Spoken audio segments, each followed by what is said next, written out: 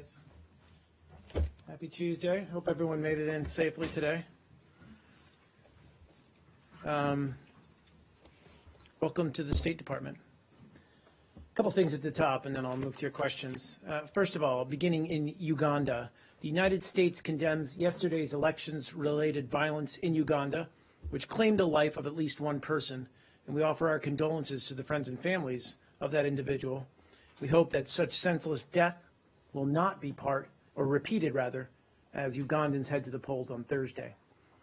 And we are deeply concerned that the police detained opposition presidential candidate Kizza Besigye and tear gassed some of his supporters. Such restrictions on public assembly, especially when applied disproportionately to one side contesting the elections, escalates tensions in an already heated electoral environment. So we urge government authorities, as well as all political parties and their supporters, to refrain from further acts or rhetoric that may lead to more unrest or claim any more lives. And then also on Libya, the United States welcomes the February 14th announcement of the composition for a cabinet for the Government of National Accord. We urge all Libyans to continue moving forward with the implementation of the Libyan political agreement and the formation of the new government.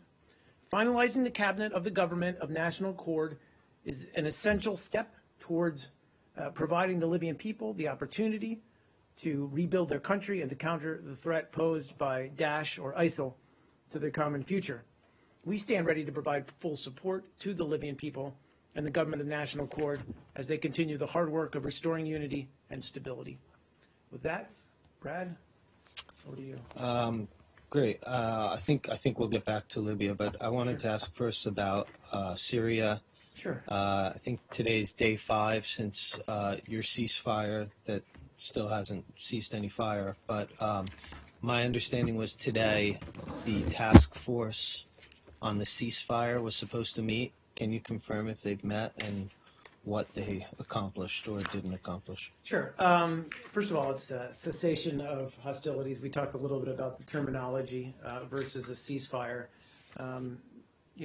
Obviously we're arguing a little bit of semantics here, but it's a difference in terminology. The cessation of hostilities working group is what you're referring to.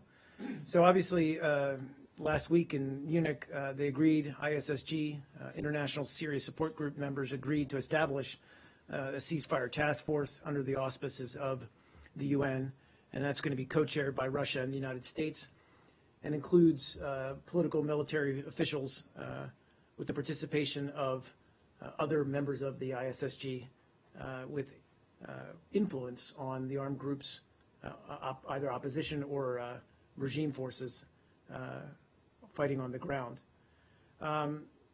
So my understanding is they have yet to meet.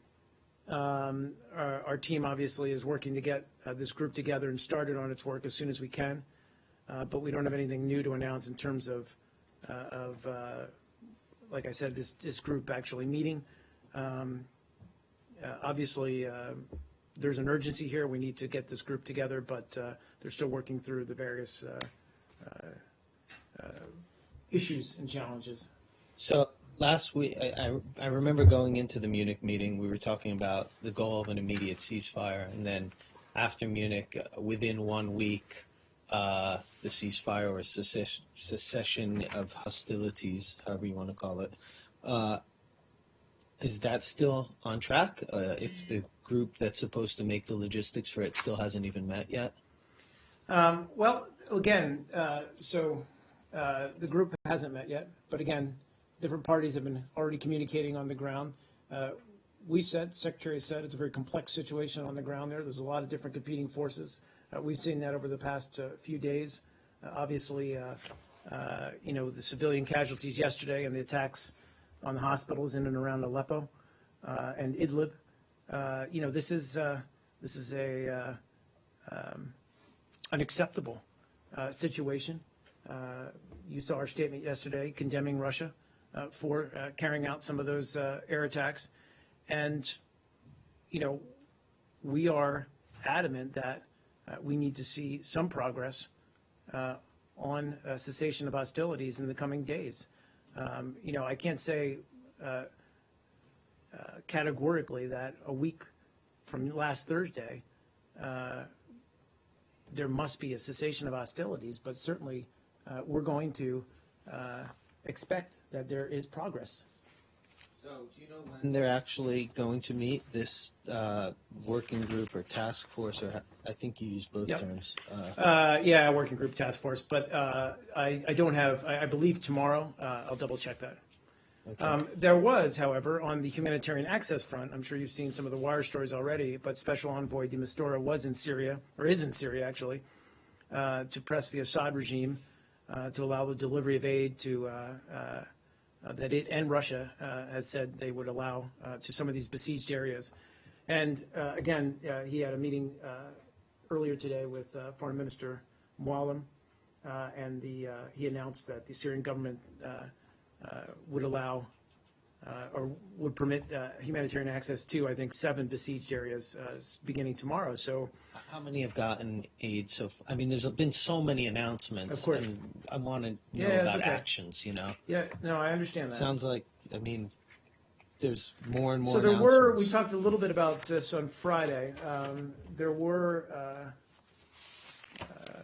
some immediate deliveries last week.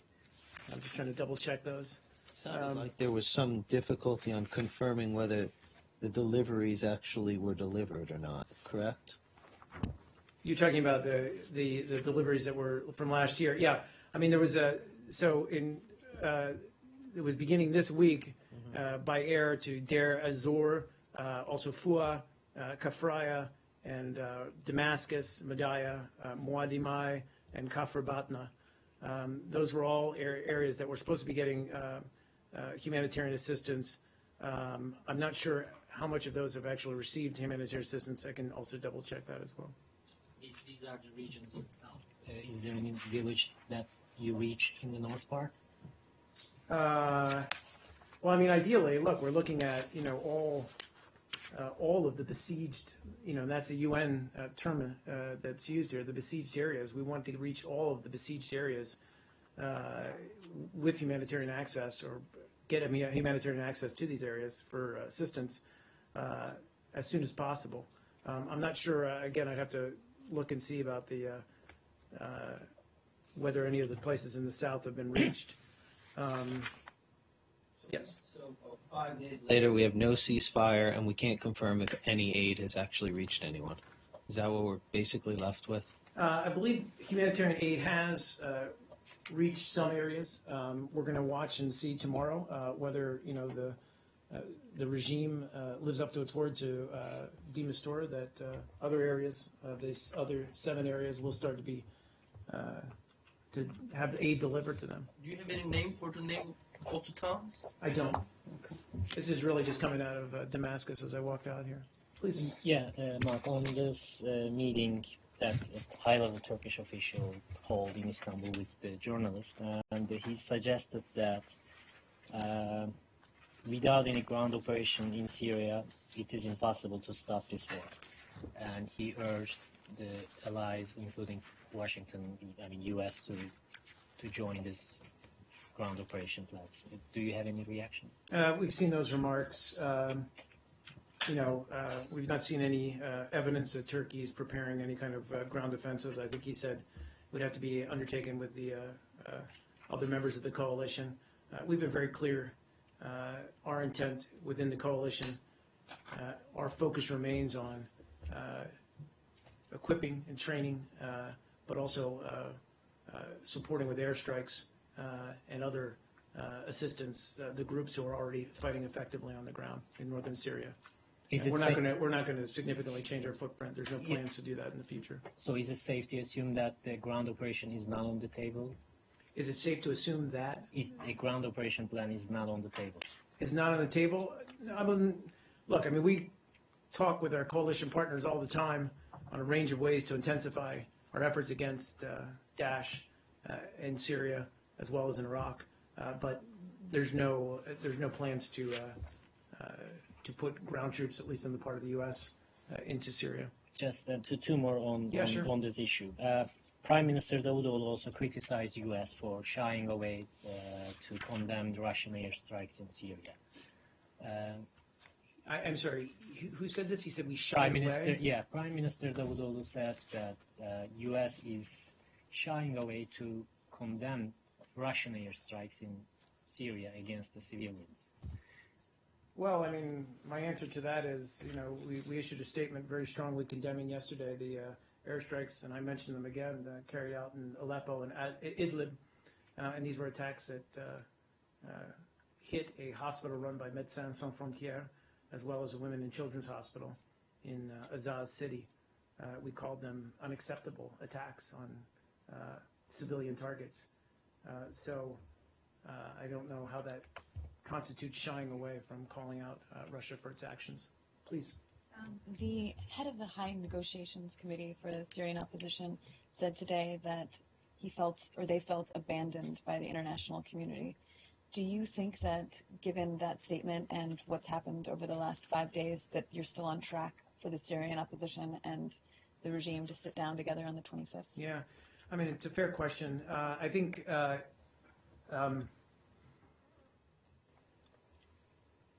it is our goal to get them back to the negotiating table next week in Geneva. I think we're cognizant of the fact that unless there's significant progress to look at, whether it's humanitarian access, whether it's at least the beginnings of a cessation of hostilities on the ground, that's going to be difficult. We have said all along that the opposition needs to go to Geneva without preconditions in order just to talk and begin those talks, so that from that they can build out demands, that can be confidence building measures. All of that is on the table. And so we strongly encourage them, but we also recognize that it's a challenge for them to go back to the negotiating table unless we see some kind of progress on the ground. Let's give this humanitarian access a chance. de Mistura is, as I said, in Damascus today. He's reported progress. He's also said we need to see action on the ground tomorrow. Brad, questions are absolutely appropriate. We need to see, all sides, and I'm not talking about just the regime and Russia's support for the regime, but all sides to begin putting in place a cessation of their hostilities, stop carrying out attacks on the ground. The working group is getting up and running. There's, as I said, there's challenges between the different parties and members of that working group or that task force, whatever you want to call it, trying to get the pieces in place for this cessation of hostilities, but they're working on it. But we need to see, I agree, we need to see progress. Please. Mark, you said you condemned the Russians' attack on hospitals and you said it's unacceptable, but France, UK, and Turkey said that these attacks constitute war crimes. I was wondering what's your position on that? Look, and the Secretary was asked as much, I think last week in an interview he did. I'll just echo what he said, which is, there's a very precise legal definition of what constitutes war crimes. I'm not going to get into that from the podium. What I will say is it's absolutely horrific what they're done, and they need to stop. So bombing the hospital is not part of that legal procedure, or? All I'm I saying didn't understand that part. So. There is a legal definition, legal process in determining whether something is a war crime or not. I don't have the legal expertise, and nor have we done the legal legwork yet to determine whether it is a quote-unquote war crime. But that does not excuse it in any way, and it does not diminish the horror of that attack yesterday. Please. Secretary Hammond said that those attacks needed to be investigated to determine if they were war crimes. Is that something that the U.S. stands behind, that they need to be investigated as war crimes? I think we'd welcome any investigation into the attacks yesterday. Are you certain that those were Russian strikes? Because Russia denies that those were I'm aware of those Russian strikes. denials. Look, we've seen, whether, they were Russian aircraft that carried it out, these strikes. The Russians have provided or supply the Syrian Air Force, but we're pretty confident in our assessment that this was Russia that carried out these strikes. Sure. Ceasefire. One more before we leave Syria. You said the goal now was, or you need to see progress in the coming days, or a week from Thursday. You want progress toward a cessation of hostilities. I believe last week you were talking about a cessation of hostilities. That seems to have been softened. And then you mentioned that although the working group hasn't met, there's discussions behind the scenes. Have those discussions produced that progress that's good enough for you to say, you can keep bombing, but we're now going to want it in a week from next Thursday, or two more weeks, or whatever? Sure. I mean, a couple of responses to that. So it's a very complex situation, obviously, on the ground. We all recognize that. The week timeline is a target, if you will, but we're going to continue to push for a cessation of hostilities. And, while we'd like to see progress, I think until we actually see credible reports that fighting has stopped in certain areas, are we going to feel satisfied that this effort has any purchase at all on the ground? So I'm not trying to excuse the delay in any way, shape, or form. I think we're going to continue to pursue aggressively this cessation of hostilities. But, we also recognize we need the parties involved need a little space in order to at least make the effort. But, as we also said last week and continue to say this week is, it's, to use a colloquial American English expression, it's put up or shut up. I mean, it's, the Russia has pledged, has bought into the ISSG statement of last week that there should be a cessation of hostilities. They need to exert influence on the Syrian regime to make sure that happens. It's just that last week you started talking before Munich about this would be a telling moment, this would be a test, and now nothing's happened. So essentially, I mean, you're asking at one point do we fish or cut bait, to use another colloquial expression. Has Thursday's agreement achieved anything yet? We do think it's made progress on the humanitarian access front. There has been some humanitarian assistance delivered to these besieged areas. I don't have a list in front of me, but would refer you to the UN to really speak to that in detail. So we do think there has been progress on that front. We're looking tomorrow, obviously, for more progress on that front. In terms of the cessation of hostilities, we need to see a lot more. Syria, Turkey, may I? Yeah, Syria, Turkey? Yes. I'm sorry, go ahead. Syria told the UN that Turkey hit Syrian army positions as well as Kurdish positions. Do you urge Turkey to stop targeting only the Kurds in Syria? I'm sorry, one more time. You said Syrian?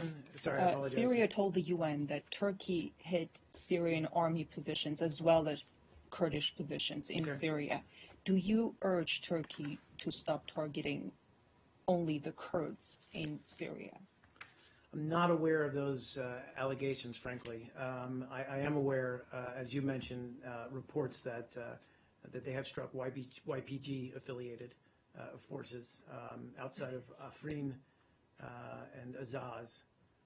And we have actually said, first of all, we've been very clear that these moves by the YPG on the ground, we believe are counterproductive and undermine our collective efforts in northern Syria to defeat ISIL. And I've talked about this before. We believe the YPG is an effective group fighting Daesh or ISIL on the ground. I just would have to look into your actual question, which is I was not aware that they had hit Syrian positions in and around Aleppo. You said Aleppo? What exactly is the U.S. urging Turkey to do? I'm sorry, well, first of all, look, Turkey is a member of the anti-Daesh or anti-ISIL coalition and a valued member of that. We have seen in the past week or so, and we've talked about it a lot in this briefing room, their concerns about the YPG. So at the same time, we have urged the YPG to avoid moves that will heighten tensions with Turkey and with other Arab opposition forces in northern Syria, because we believe they're counterproductive. And I talked about some of these, which is, they've taken additional territory outside of Afrin. They've attacked areas close to Azaz, including the Mana Air Base. We have been clear to them in our communications with them that these moves we consider to be counterproductive to the overall effort to defeat ISIL. But at the same time, we've also urged Turkey to cease any its artillery fire across the border. No matter what the target, is it no matter what the target is it just are you urging Turkey to stop hitting Kurds in Syria or to cease its artillery fire over the border altogether, no matter what the target is? Well, against Daesh, of course, it would be fine. Do you urge Turkey, the YPG on the ground to withdraw from the airbase? To be? Do you urge the YPG forces to withdraw We've made it from the clear that we airbase? consider such moves to be counterproductive. No, avoid to advance something else, but they should withdraw from the airbase. You're talking about control from YPG. I'm talking about Manama the Air Base. Yes. Again, we've said that these kind of moves undermine our collective efforts. We don't think they're helpful to the overall effort. Did this move affect the cooperation between U.S. and YPG, especially on Manbij Gap? After this move of YPG, is there any change in the U.S.-YPG cooperation on the ground? I think we continue to, we do continue to support YPG efforts that are focused on fighting and combating Daesh on the ground in northern Syria. And that's where our support's been focused, even before the events of the last couple weeks. We do view them as an effective fighting force, but we've also been clear that we don't want to see them take actions or hold territory that is going to create tensions either with Turkey or with other groups in that area. Just one more to clarify. You didn't support this YPG move in Azaz area, in Azaz corridor, in Manak Air Base, as far as I understand, right? Correct. And is there any indication that YPG forces are cooperating with Russian air forces? No, we've seen no connection whatsoever. Do you believe that Turkey's actions lead to an escalation of the conflict? Over these past 5 days, they've been... Again, I think that, and I was very clear in my remarks, the YPG needs to stop its own actions on the ground that we believe raises tensions. But we would also urge Turkey to, as I said, cease firing artillery across the border. We just think it escalates tensions in the region. Do you, just one more on an escalation? Yeah, finish up. Are you worried that an escalation could bring NATO into a confrontation not only with the Syrian army, but also with Russia? No, look, I mean, this is, obviously Turkey is an ally, a NATO ally, and a strong partner in the coalition, but there's been no NATO involvement, and there's no threat of invasion that would, NATO is a defensive organization. There's no cause that we see of any concern that NATO would somehow become involved. But, that removed, that element removed, it is a very complex, very volatile situation in northern Syria right now. Continued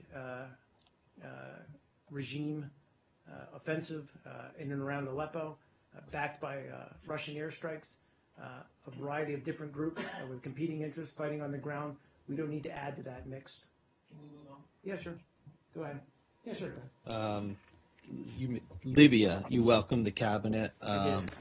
We've heard for a while now that any further or any new U.S. action to stamp out Islamic State in Sirte and surrounding areas would be contingent on the formation of a government, of a national unity government. Now that you have at least a cabinet, should we expect U.S. action in Libya? I don't have anything to announce on that front. I mean, look, we've been very clear that we do want to see a united government that can provide security for the Libyan people. That's priority number one. We've also been clear that we'll continue to counter terrorist plots and threats to the United States whenever necessary. And in fact, we did carry out an airstrike not too long ago against an ISIL leader. 3 or 4 months ago. 3 or 4 months thought it was sooner than that, but, Okay. or more recent Abu than that, Nabil? rather, but I Yeah. may be wrong. And we're going to continue to, as we have those opportunities, we're going to continue to carry out those kinds of strikes. Does the U.S. see the Islamic State's toehold in Libya as a threat to the American homeland? I mean, yes, in the sense that, we've seen ISIL's efforts to, however you want to phrase it, metastasize or grow beyond the safe haven that it has, that we're trying to degrade. We're putting pressure on, we're squeezing it. And as that happens and that process continues, we have seen it attempt to, through a variety of different means, but establish itself or footholds in other places. And Libya, unfortunately, without a centralized government, without a unity government, is ripe territory for that kind of presence.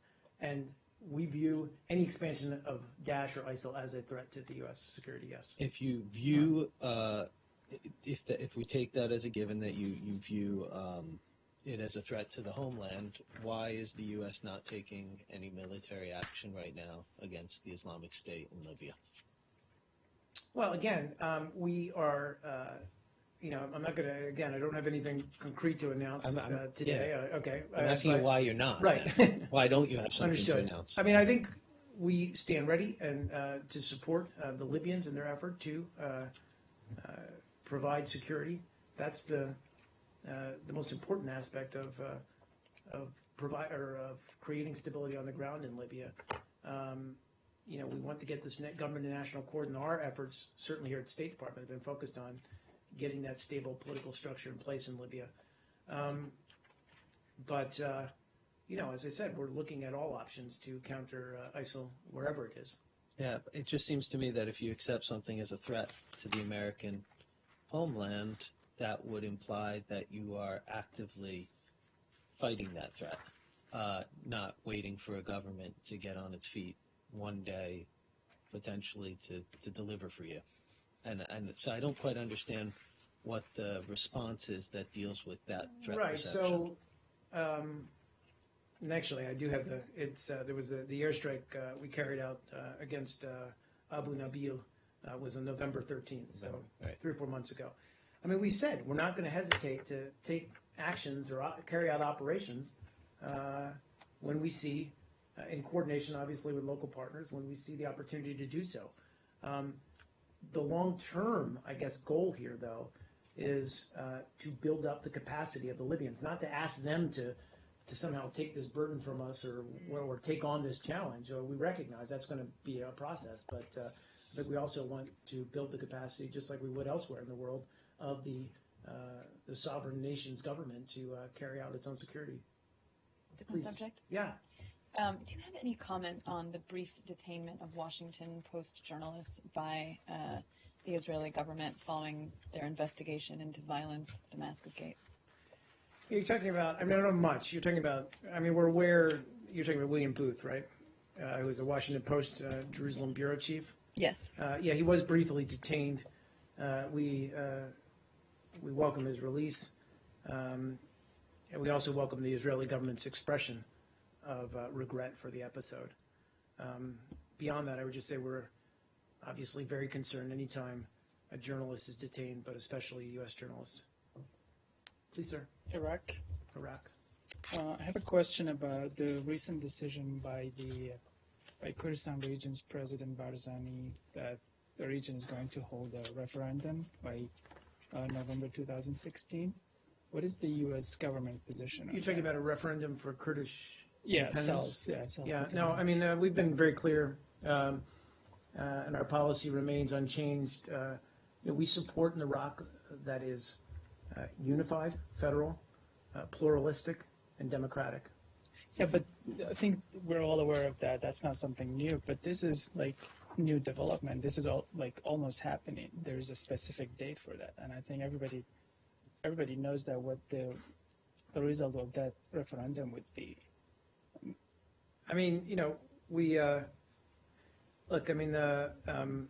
Kurdistan region has been under tremendous pressure, both economically, but certainly from the presence of ISIL or Daesh.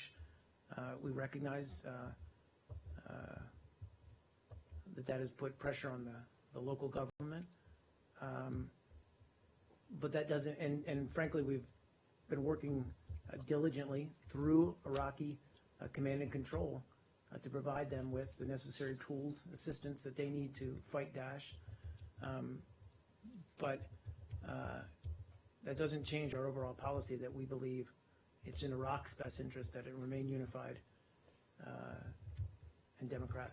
Have you tried to talk to the Kurdish leaders, like maybe to convince them to be patient? Certainly, we engage with the Kurdish authorities all the time, and they're very aware of our feelings and about this and our policy about this. One more question. Yes, go ahead. What do you think this would have, like? Do you think this would have any impact on the war against ISIS, given the fact that the Kurdish Peshmerga are like the most influential force on the ground? I don't like to address hypotheticals. We're aware of this referendum. Our position is that we think that Iraq should remain unified in the face of the threat from Daesh. We believe the new Iraqi government has made an effort and has made progress in unifying the country and creating a more pluralistic society. Obviously, those efforts need to continue.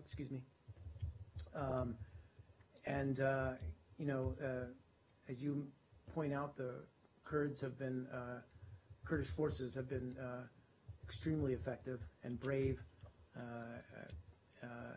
against Daesh and every effort that they've encountered them. And we hope that cooperation can continue and our support for them will continue. Please, Nike. Yeah, can I change subject to Sure. Ukraine? Okay. So Ukraine president has called on the resignation of Prime Minister and also the Prosecutor General, who have been criticized of getting in the way of fighting corruption. First, I would like to get your stand on this development. Do you think it's a good move toward reforms? Talk about the resignation of the Prosecutor General. And the Prime Minister. The Prime Minister and the Prosecutor General. Prosecutor General. I'm not aware of the Prime Minister's resignation. He called on the resignation. Oh, okay. I'm sorry. I just would comment on the Prosecutor General. The announcement to replace him, we believe, is a signal of Ukraine's seriousness about its reform process. It's important to restore the confidence of the Ukrainian people in their justice system, but clearly there's an immense amount of work yet to be done in countering corruption, including in the prosecutorial service. Overall, we recognize that, as I said, there's a lot more work to be done. We're watching developments in Ukraine's parliament very closely. Don't want to speculate too much on other potential outcomes, but we strongly urge all of Ukraine's political parties to put the needs of their country first. Yeah, I'll go back to North Syria. So the Russian and YPG forces are still targeting Aziz, and Turkish authorities concerned about the new wave of refugees might go to Turkey if Aziz will fall. I was wondering if you share Turkey's concern about the new refugee crisis. Of course. And if you have contact with the YPG regarding this concern. Well, I think, again, that's part of, and I was trying to allude to, at least in my response to earlier, but, that's a part of the equation, is that, these increased refugee flows, prompted largely by regime attacks on Aleppo, in and around Aleppo, have added to this volatile mix on the ground, have added to Turkey's burden in responding to this influx of refugees. We spoke last week and continue to praise Turkey for its generosity in accepting so many of these refugees. We hope that it continues to keep its border open and accept incoming refugees, but you're absolutely right. It's a concern. Do you have any comment on the bill to change the name of the street by the Chinese embassy in Washington? I do. Need to find it.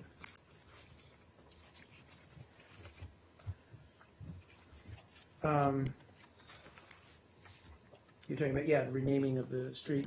Well, we continue to impress upon China the imperative of respecting human rights and releasing Liu Xiaobo, as well as other political prisoners, obviously. We do that on a continual basis. But we do not believe Senator Cruz's tactic to rename a street in Washington, D.C. is a very effective way to achieve either goal. We view this kind of legislative action as something that only complicates our efforts. So we oppose this approach. It's our desire to work more productively and cooperatively with Congress on ways to address our shared goal of improving human rights in China. So, if I read you right, that's the administration essentially saying the president will veto this? I think the White House has indicated that, yes. Thank you. Do you have any more information about the Americans who were released in Iraq today? Specifically, was the U.S. involved in the investigation? Who were they? I don't, and you heard my sigh as you asked me that question, because I understand there's a lot of interest in this story. First of all, we welcome the release of these individuals. I mean, it's a huge relief. It's a good news story. These folks are now on their way home, which is where they should be headed. Because of the Privacy Act restrictions, none of them signed a Privacy Act waiver, and I know that infuriates all of you. It infuriates me as someone who wants to convey information and talk about the work that was done behind the scenes, but I cannot. All I can say is that we are appreciative of and grateful for the Iraqi government's efforts to obtain the release of these individuals. But for any details, I'd have to refer you to them to speak to that. Did Iran help at all? Since it was brought up by the secretary. I'm aware that he raised that and he acknowledged that. I just don't have any more detail to offer. Sorry. And will you be able to say at one point who you believed was holding them, since there was, I think, public speculation, obfuscation of what the Iraqi police itself said were the prime suspects? Again, I mean, the Iraqi government is under no Privacy Act restrictions. Michael. Mark, I have a question concerning the refugee crisis in Europe. And please don't take it that it is against a certain country, okay? Okay. Please. I would never do I that will to ask you, the same question for Greece. Sure, that's okay. Go ahead. Last week I asked you a few questions. Now this time I have numbers. Okay. According to official numbers from the government, 816,752 refugees sent to Greece from Turkey from January 1st of 2015 till December 21st. The smugglers went back and forth from Turkey to Greece 17,000 times. Also, these refugees bought from Turkish stores more than 500,000 life jackets. These are real numbers that I'm telling you from the government of Greece. Do you consider, my first question is this, do you consider this smuggling of these poor people as a crime? You said I'm sorry, the last part of your question, do you consider I'm asking you if you please. consider the smuggling of these refugees, the Syrian refugees, as a crime? What is the position of the American government? Look, I mean, first off, these are sovereign borders, sovereign countries. And as much as we've recognized the tremendous burden, especially Greece, is under with the influx of refugees coming from Syria, we also recognize that these countries need to protect their borders. We only ask that there be some measure of dignity afforded to these refugees, many of whom, as you well know, are fleeing violence, have suffered greatly at the hands of not only those fighting within Syria and elsewhere, but also at the hands of these smugglers, so-called smugglers. I mean, look, we don't ever condone the traffic, illegal traffic of humans. That's something we, in fact, condemn. What I just would say is it is a challenge not just for Greece and Turkey, both of whom are besieged by this influx of refugees, but for many other countries in Europe. And so what we have talked about in terms of the EU is that there needs to be, or we would urge or recommend a concerted, coordinated effort to deal with the refugee crisis so you don't have these kinds of illegal actions being taken. Mark, I have another question. Sure. I understand that you asked Turkey to stop the smugglers. I know it is a fact. Can you tell us today or maybe tomorrow what was the answer by Turkey? I'm sure we have raised any concerns, legitimate concerns we might have with Turkey regarding this. But, Michael, I would never divulge the contents of those kinds of diplomatic discussions. Yeah, I have a couple. Sure. The secretary recently in the last few months visited President Berdi Mahmudov of Turkmenistan. He is now, they're amending the constitution in Turkmenistan so that he could be president for life, it looks like. Do you have a comment on that? Well, there was that trip through many of the Central Asian countries that Secretary Kerry took in the fall. And among our messages to not just the government of Turkmenistan, but in other governments in the region was the need to put in place the kind of political reform and economic reform that would lead to greater engagement and greater connectivity to the West. And another key element, if you will, of our message was that it's not a zero-sum game. It's not a matter of having a relationship with Russia. It's not a matter of having a relationship with other power players in the region. We're not looking for that. But if you want greater engagement with the West, with America, or with other countries in the region, then you need to build those ties. And one of the ways you do that is by addressing concerns over your political system and creating the kind of economic reforms or economic climate, if you will, that attracts investment. And as we all know, part of that hinges on the political climate of any given country. So we would urge that Turkmenistan consider the importance of